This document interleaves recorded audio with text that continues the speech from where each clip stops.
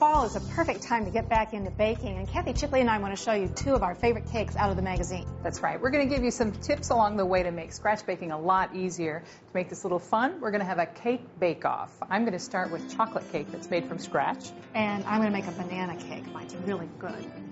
But everyone who tasted mine just swooned over the rich chocolate flavor. Your work's cut out for you. We'll see. Now, I started by mixing together the dry ingredients. I've got flour, sugar, my leaveners, and some cocoa powder. That's what's going to give this cake a really rich, deep chocolate flavor.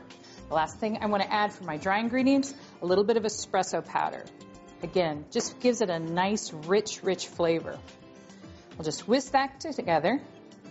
Make a little well in the center, and it's time for wet ingredients. A couple of eggs, some vegetable oil. Anytime you see vegetable oil in a scratch cake, you know it's going to be nice and moist. Then a little bit of buttermilk.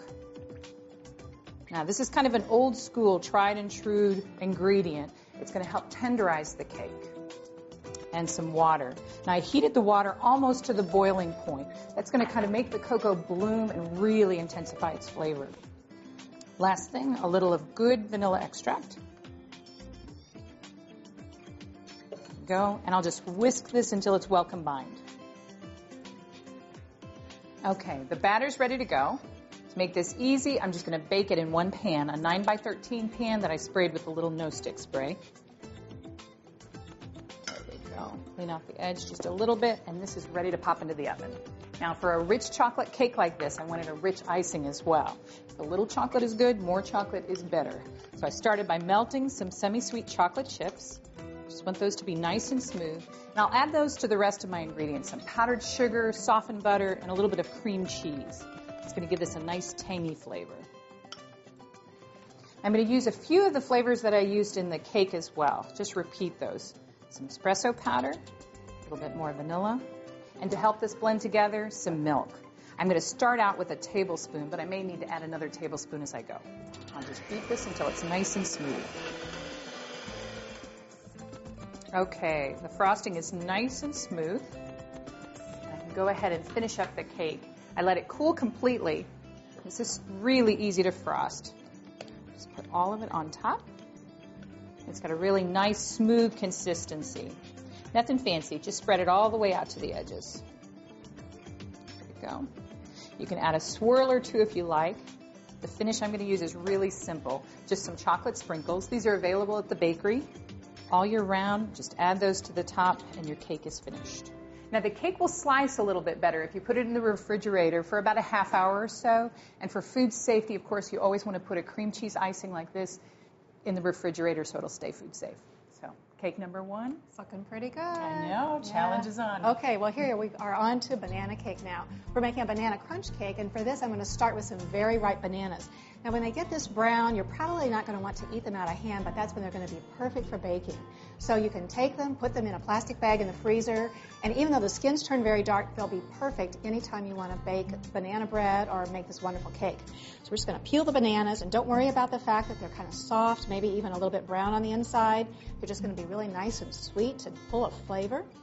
And I'm going to let the mixer just do all the mashing for me.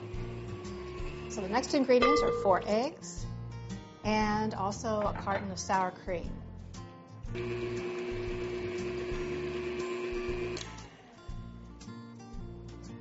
And now we're ready to add a box of yellow cake mix.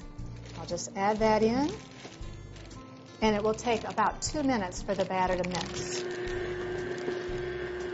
Once the batter is ready, we're going to bake this in an Angel Food cake pan, and we just have lightly coated that with no-stick cooking spray. Now, I'm going to show you an extra step that you can do to line the bottom of the pan with parchment paper. So I just have a piece of parchment cut the exact shape of the pan, and this is just a guarantee anytime you're going to be unmolding a cake that it's not going to stick to the bottom. Give it a quick spray with no-stick cooking spray, and then I'm ready to add the batter. Now, I'm going to put in 1/3 of the batter because this is a streusel cake. I'm going to have multiple layers in it. So I'll start with about 2 cups of the batter. And now I'll add some of the crunch mixture. This is absolutely delicious. This is oats, walnuts, coconut. It's mixed with some flour, brown sugar, and melted butter. Oh my gosh, it makes a wonderful, crunchy, sweet topping and filling for this cake. Now I'm just going to add 2 more layers of batter, 2 more layers of the crunch, and it'll be done. Once you have it all in the pan, now it's ready to go into the oven. It takes just about an hour for this cake to bake. And now I'm going to show you what it looks like after it's done. It is a beautiful cake. What you're going to do is you're going to take it out of the oven. You're going to let it cool for 15 minutes, and then you can remove the sides of the pan. Then you'll let it cool completely on the tube before you're ready to go on to the next step.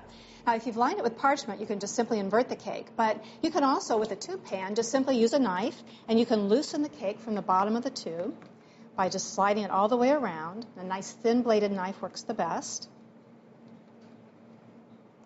And then to unmold this, we have the greatest tip ever. When we were talking about how to get this cake off of the pan, one of our staff members, Therese, came up with this great idea. Just take a paper plate or a styrofoam plate. We're going to cut a hole exactly the size of the tube, and watch what happens here. The plate fits right down on top of the cake, and now I can simply take it and invert the cake. All the crumbs are going to go right onto that plate. Won't miss any of them. I just lift the tube right out. I mean, this works terrific. It's really a great tip. Now, because the pretty part of the cake is on the bottom, I want to invert it a second time. So I'm going to take my cake plate and just turn it upside down again. And that plate will make sure that all of the crumbs, all of this stays exactly where it needs to be. And look at this. It's just so pretty. It doesn't need a garnish. It doesn't need a frosting. It is just ready to cut and eat. So, do you want to taste a piece of my banana crunch cake here? Right out a little serving plate. Let me cut a slice for you.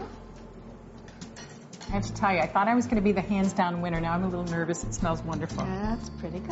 Okay. And in the spirit of true competition, for you. All right. Try this. Chocolate, it's always a hard one. Kind of a win-win here. Wow. Very good. Very, very good. It's so moist, and the little ribbon through the middle, it's perfect. And I love the rich chocolate with that little mocha flavor in there, and the cream cheese frosting. It's toss-up. Like we said, a win-win. Well, we're going to enjoy the rest of our cake, but stay tuned. We're going to take a quick break. When we come back, we're going to show you some quick weeknight meals with ethnic flair. So stay tuned.